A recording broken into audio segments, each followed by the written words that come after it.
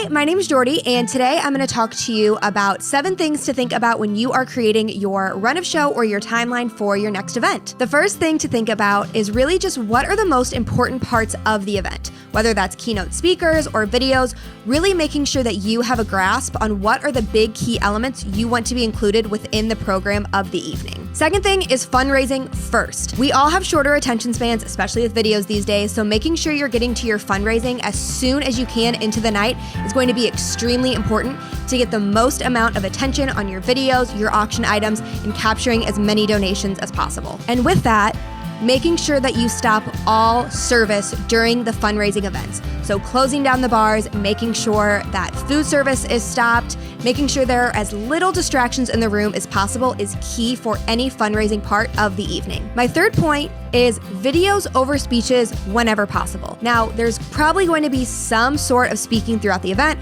whether that's your board chair, a president, a keynote speaker, but the more we can get in video, the better. We all know people that if we give them the microphone, we just don't know how long they're gonna talk for. So the more we can get on video, pre-recorded, the more control over we have when it comes to timing and the overall flow of the run of show in general. Point number 4 is to plan tight and hang loose. When I'm creating run of shows, I like to plan them down to the minute.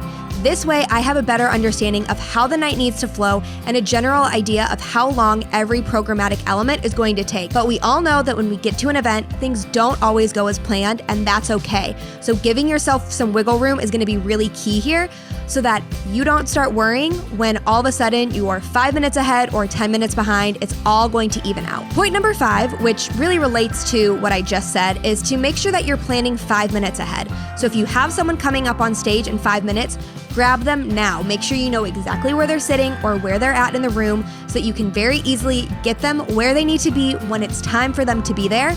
This way, it helps keep everything flowing and seamless throughout the night. Point number 6, which again, is very much related to point number 5, is to keep track of responsibilities, knowing who is in charge for what. Who needs to grab the people in the room? Who needs to make sure the bar is closed down?